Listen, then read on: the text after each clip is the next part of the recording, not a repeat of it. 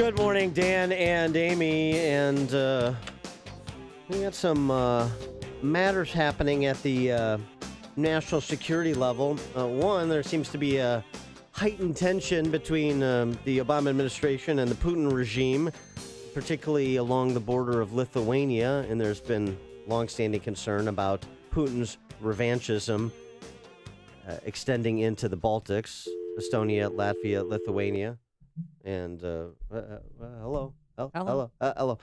And in addition to that, a front page Wall Street Journal story yesterday that Donald Trump plans to revamp the Director of National Intelligence Office. And we want to get what does that mean expert exactly? perspective on what is being suggested that Trump is thinking. And to do that, we're happy to be joined again by our friend Mike Rogers. He's a former member of Congress representing Michigan's 8th Congressional District. He was also the House Intelligence Committee chairman during his time in Congress, former officer in the U.S. Army, and FBI special agent. Mike Rogers, thanks so much for joining us again. Appreciate it. And Amy, always good to be back. Oh, and I should also mention, host of CNN Declassified, show on CNN Declassified. I believe he makes somewhere in the area of what Megyn Kelly makes doing that show. I don't know the exact numbers. I won't ask you, but I just know it's in the general range. Yeah, exactly. As in a rounding error decimal point. Right. Yeah, exactly. Well, so starting before we get into Russia and to some extent Israel, too, I want to talk about. But what about this journal story about Trump's plans to revamp the Office of the Director of National Intelligence, believing that office has become a bit bloated and a bit politicized, according to people familiar with Trump's view? Yeah. Well, two things. So when I was working on the transition from July to Election Day, one of the proposals that we had come up with in the national security space was to revamp the DNI. So I don't believe that was related to this current spat that's going on between the president-elect and the intelligence business. It has grown too big. It's about 10 times what it was originally forecasted to be in size, and it's one of those government things that had lots of money flowing over to it because we're in the middle of a war and a conflict and all these international incidents. So it was getting lots of money, grew too fast. And so my recommendation at the time and the folks we were working with was we can spin some of these people back to the agencies and make them do more operational work than DNI type work. So that one doesn't surprise me. I don't think that is a huge shock. The one that surprised me, and I read it in the paper, so I don't know what they're thinking, but was that they're going to spin off people in the CIA and quote unquote put them in the field. And the problem is that doesn't work that way, and so I'd scratch my head on that one and try to figure out more what they're trying to do. If they're, every question you do when you get a screwdriver over at the CIA is, does this help recruit spies for the United States, and does it improve the analytical product we get so that policymakers can make a good decision? And if you can't answer yes to both of those questions, they ought not to do it. It can't help with morale over at the CIA and FBI when Trump dismisses claims from U.S. intelligence and believes Julian Assange about the Russian hacking or alleged Russian hacking over his own U.S. intelligence. Do you see that as a problem?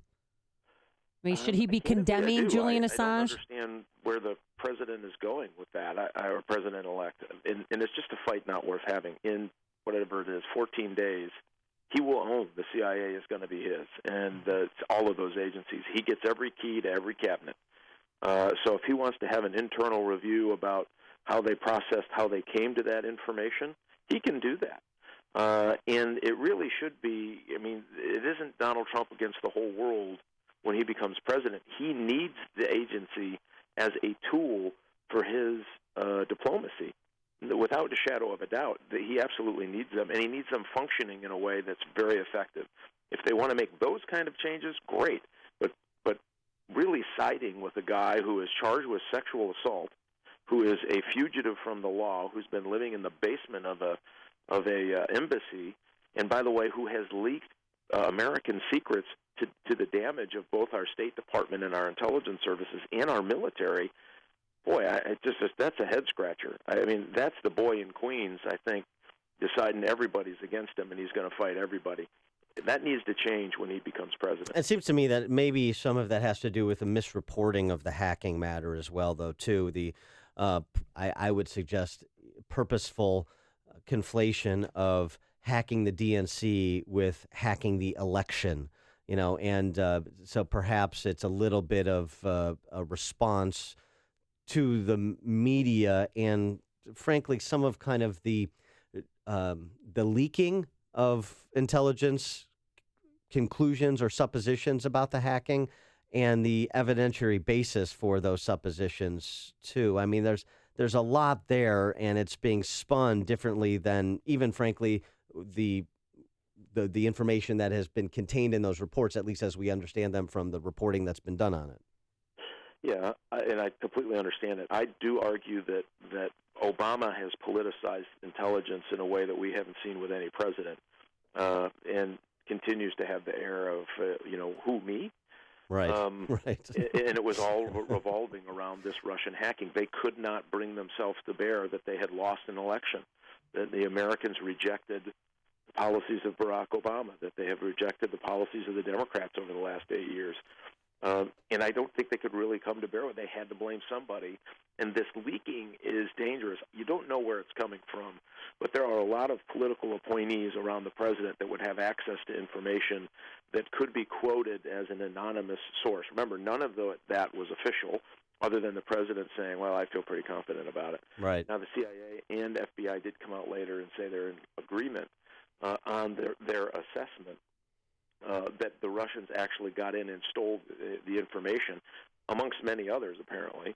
And so everyone needed to take a deep breath. And it was not about the Russians stealing an election. What they did do is steal emails from the campaign manager, and I believe caused them to be leaked to the public so the public read them.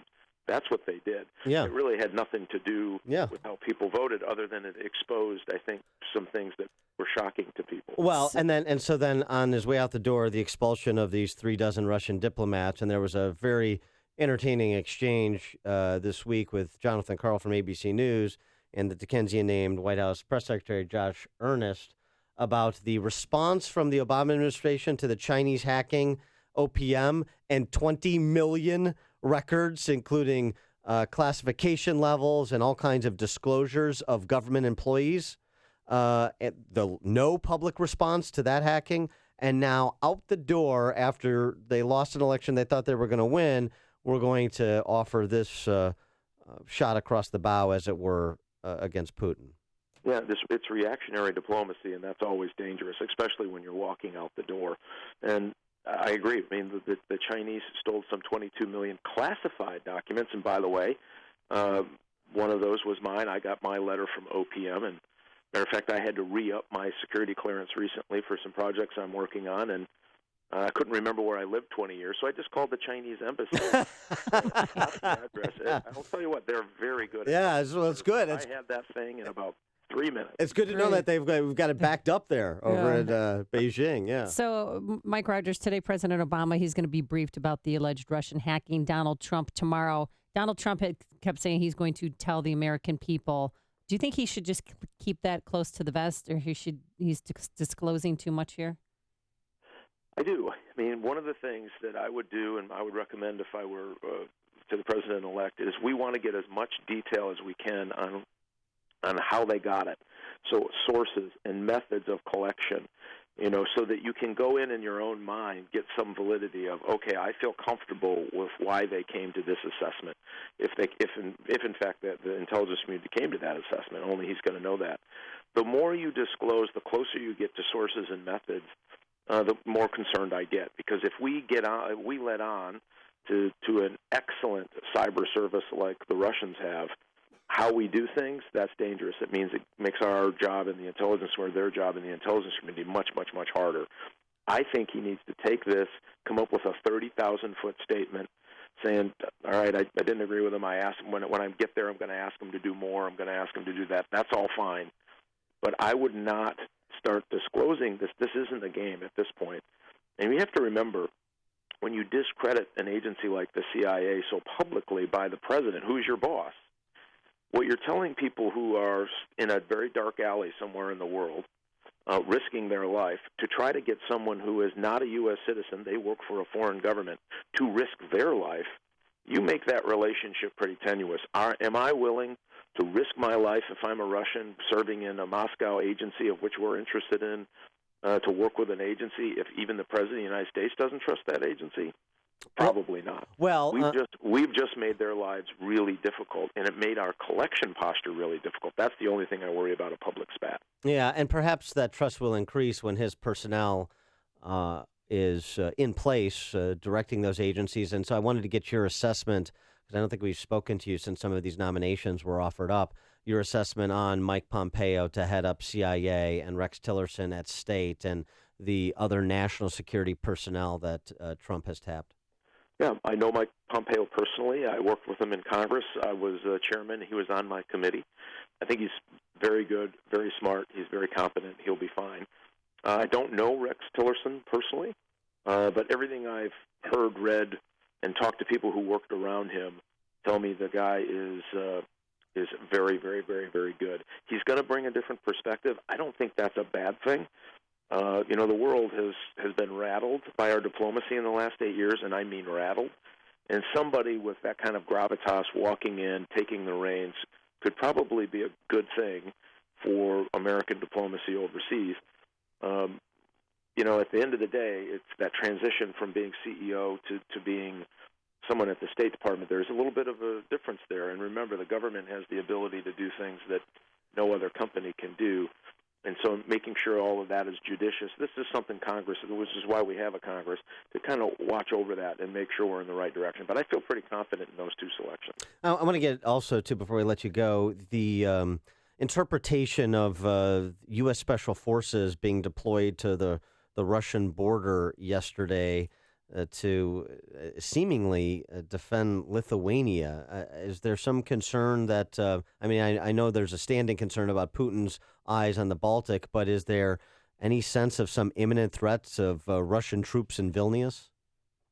Well, unfortunately, yes. So one of the things that has happened is, and Lithuania is something he is an eye on the prize for Vladimir Putin.